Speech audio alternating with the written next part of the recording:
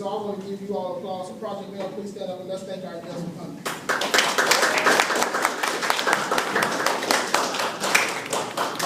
This morning we have a pretty short program. I know you're ready to eat, and so we're going to get to that momentarily. But we want to start it, and first I have with me Mr. Isaiah Perkins, and he's going to start us with our prayer and our blessing. So if you would please stand and move your hand.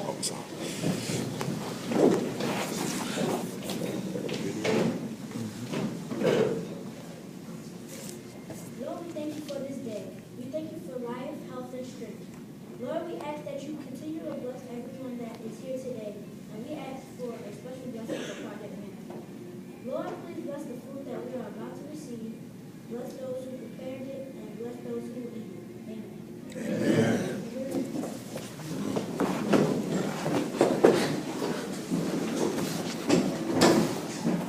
In Project Well, every meeting that we have an opening ceremony that we start off with. So we're inviting you this morning to be a part of our opening ceremony. If you look around the room, you'll see the mission statement, the creed, and the motto on the wall. So we're going to just recite that. So first we'll recite our creed. Project Well, please stand.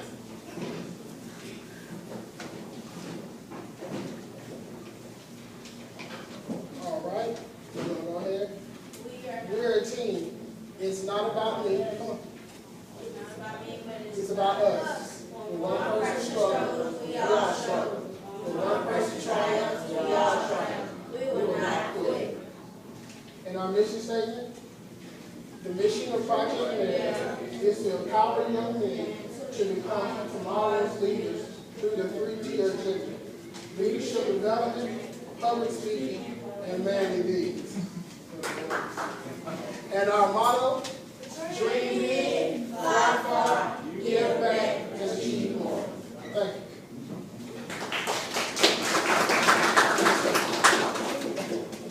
Now we have Mr. Jalen Roberts with What is Project Mail?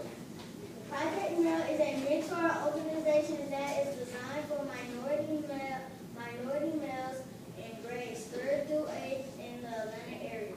The goal of the organization is to empower young men to become tomorrow's leaders through the 3-tier agenda of leadership development, public speaking, and manly deeds. Project Mail does not require financial contributions from its members. Instead, it requires its members to contribute their time, effort, and dedication. Project Mail seeks mature from all backgrounds that demonstrate leadership potential with their social activities or education and their goals. Importantly, participants have a desire to make a difference in their lives and communities.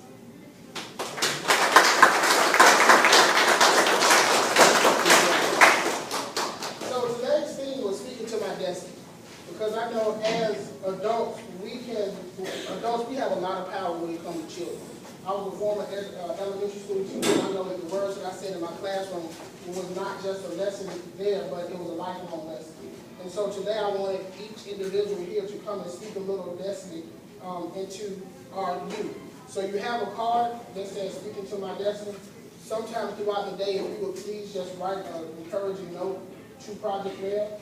And what we're going to do is that we're going to archive those and we're going to keep them, and whenever we need them, for encouragement or things like that. So our first speaker is a good friend of mine, Mr. Bradley Jamal Floyd. He is from Albany State University. Those who are looking to go to college, you should look at Albany State University, a great place in Southwest Georgia.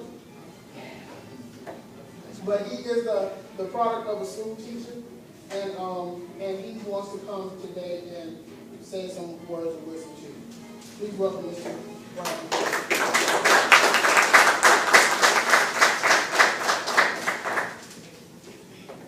First of all, I'd like to thank Mr. Robert Bowman for asking me to do this. When he asked me, I hadn't even turned 21 yet. I was still 20. So in my mind, I'm thinking, what can I talk to these kids about, these young men? I'm still growing myself. The only thing on my mind was finishing out the semester and getting my final done. But as I sat and thought about what I would say, I remember he just said, challenge them so that they can go on and do something positive in the future. Give them some words of encouragement to make sure that they leave a positive footprint on this earth. So I thought, well, what am I struggling with now? Maybe I can talk about that and they can relate.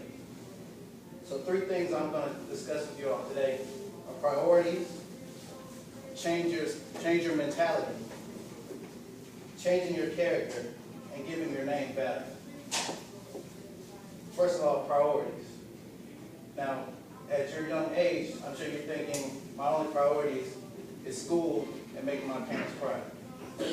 Well, of course, those are the basics, but there are other things. At your age, you're concerned about making sure your friends think you're cool. You have the latest pair of Jordans that just came out. And make sure you're up to date on whether LeBron's better than Kobe, which we all know he is not. So, when I say state your priorities, you must write. I encourage you to write down your priorities from day to day. Each morning, wake up. Is school my priority? Is making sure my homework done my priority? Making sure that I stay out of trouble my priority? Or is making sure that I just hang out with friends all day and not get anything accomplished my priority? See, I had a saying when I was growing up. You can judge a man's mentality by how he sets his priorities. You can tell his maturity by how he sets his priorities. So when older people when your elders look at you and they see what you make a priority, they know whether you're ready to tackle the world or whether you're just playing games. Now I stress to each and every one of you that as of right now, your priorities are your education and making your parents proud. Changing your mentality.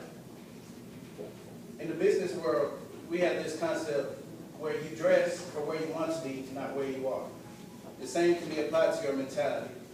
Think about where you want to be instead of where you are. Think about being that CEO of that Fortune 500 company that you will one day be running, instead of thinking about just running along with your friends. Think about giving back to your community, not waiting for a handout. Think about being that person that can make a difference in a young man's life and not waiting for someone to make a difference in yours. Now, it's okay to take a helping hand, but it's not okay to use that helping hand as a crutch. As young black men, we're always looked down upon, and we have to work twice as hard for everything we want to have. A man by the name of Jim Allen wrote a book called As a Man Thinketh. In this book, he said, a man is a sum of his thoughts. So with your mentality and what you're thinking at this present moment, that defines who you are. I'm saying, with your mentality, you should change. You should want to change yourself and change the world. Change your character for the better. Recently, I had some struggles in school, being that I'm a junior business major, just getting into some of my really tough major classes. Sat down with one of my professors, and he told me, your education is important, but your character will take you just as far. When I heard that, I automatically realized that, yes, education is important, but who you are as a person is the first thing people will notice. You can't get a job just off your education alone. People want to know who you are, what you will bring, and what you have to offer. Your character will define not only you, but your family. When they see me, they don't say, oh, that's Brother Floyd. They say, that's Jackie Floyd's son. Being down in Albany, my mom knows half the city is a struggle. When I get in trouble, first thing I will hear, I'm finna call Jackie Floyd. And I got a lot of belts put in my backside because of that. So, as far as changing your character for the better, you know what's right and you know what's wrong. You know whether or not this is a good idea or this is a bad idea. I'm not saying that you should totally change dismiss your current friends. But remember, your character defines you, not them. Lastly, giving your name value. When you come into this world, your name is all you have. Your last name. It defines you, those that came before you in your family, and those that will come after you in your family. The actions and decisions you make will not only place a tag on you, but it'll place a tag on those who will come after you and those who will come before you. Coming from a small country town, everybody knows your last name. I can tell you that now. Maybe not up here in Atlanta, but everybody in a small country town, such as Albany, knows your last name. So when you walk up to someone and they see you doing wrong, they label the whole family. Those Floyds are trouble. Those Floyds mean no good. Those Floyds need to stay away from my family because we do not want to be labeled with them. Make your parents proud is what I'm telling you as far as giving your name value. Make them say, those Floyds come from good stock. Those Floyds are good people. Those Floyds are who I want to do business with. I come here today to tell you all that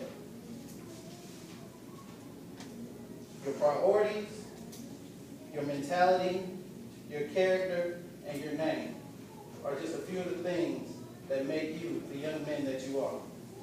Take those things, turn them into positive things, so that you may go out and leave a good footprint on the earth.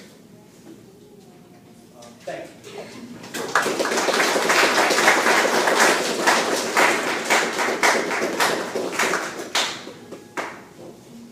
Thank you, Mr. Floyd.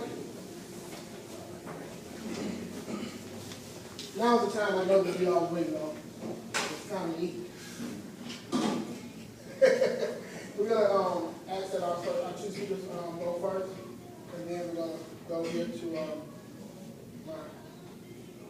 special people for the day, and then we're gonna fill on it. So thank you. We're gonna cut the music back on, and just go ahead and make sure you get enough to eat.